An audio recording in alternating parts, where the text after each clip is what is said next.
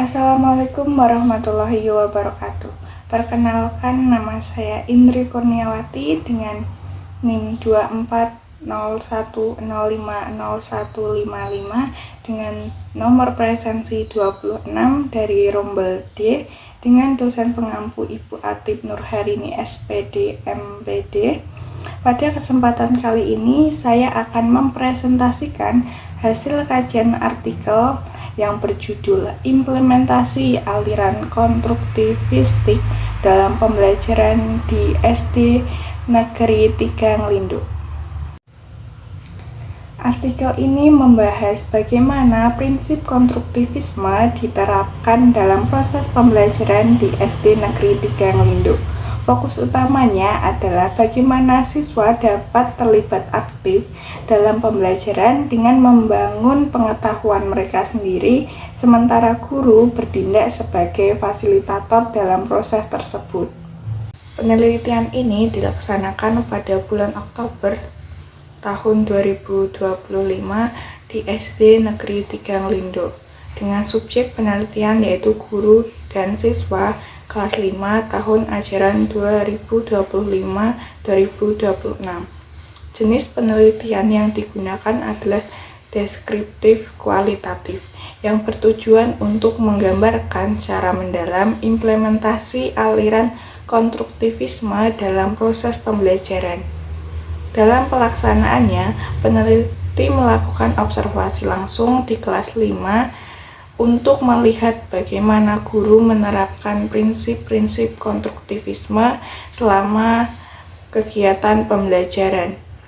Selain observasi, peneliti juga melakukan wawancara terstruktur dengan guru kelas 5 sebagai narasumber utama guna memperoleh informasi bagaimana penerapan pembelajaran berbasis konstruktivisme, hambatan yang dihadapi, serta upaya guru dalam menumbuhkan keaktifan siswa.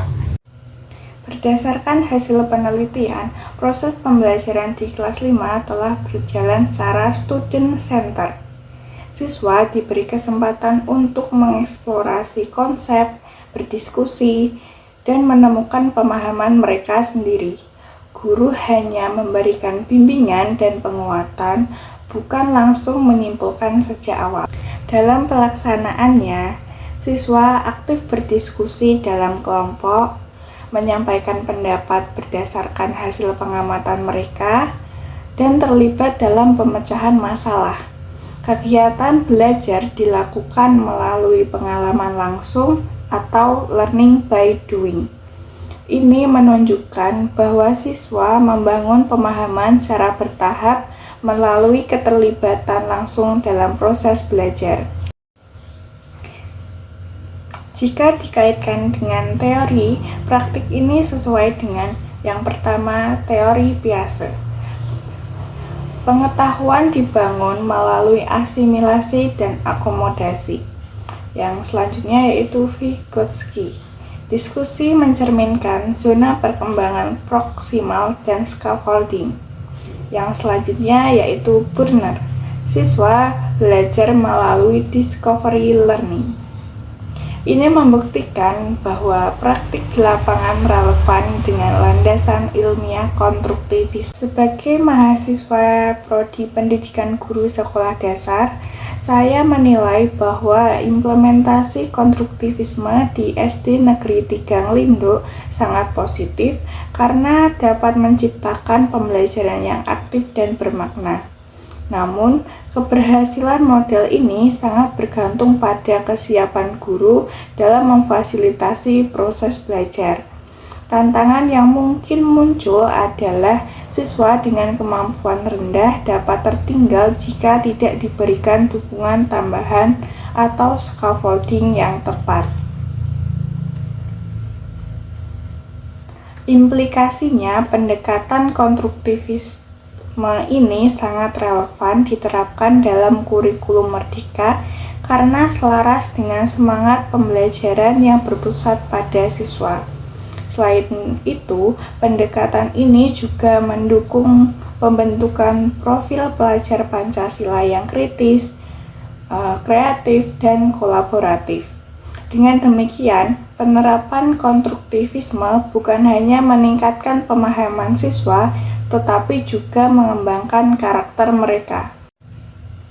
Sebagai kesimpulan, artikel ini menunjukkan bahwa SD Negeri Tiganglindo telah menerapkan prinsip-prinsip konstruktivisme secara baik melalui diskusi, eksplorasi, dan peran guru sebagai fasilitator.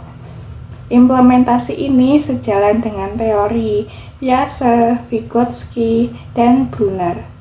Pembelajaran menjadi lebih aktif, kolaboratif, dan bermakna bagi siswa. Sebagai penguat dari hasil pembahasan, saya juga melampirkan bukti wawancara yang saya lakukan dengan salah satu guru di SD Negeri Tiganglindo, yang beliau terlibat langsung dalam penerapan pendekatan konstruktivisme. Wawancara ini bertujuan untuk memvalidasi hasil temuan di artikel sekaligus melihat kesesuaian implementasi teori konstruktivisme di lapangan dari sudut pandang praktisi pendidikan. Dari hasil wawancara diperoleh informasi bahwa guru memang menempatkan peserta didik sebagai subjek aktif dalam pembelajaran, mendorong diskusi kelompok, serta menggunakan pengalaman nyata sebagai dasar konstruksi pengetahuan.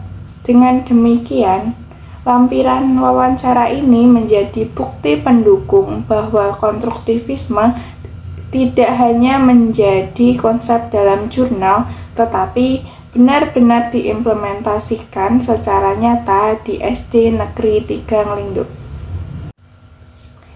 Demikian pemaparan dan hasil pembahasan dari artikel ini. Semoga dapat memberikan gambaran mengenai pentingnya penerapan konstruktivisme dalam pembelajaran di sekolah dasar. Terima kasih atas perhatian Ibu dan teman-teman. Wassalamualaikum warahmatullahi wabarakatuh.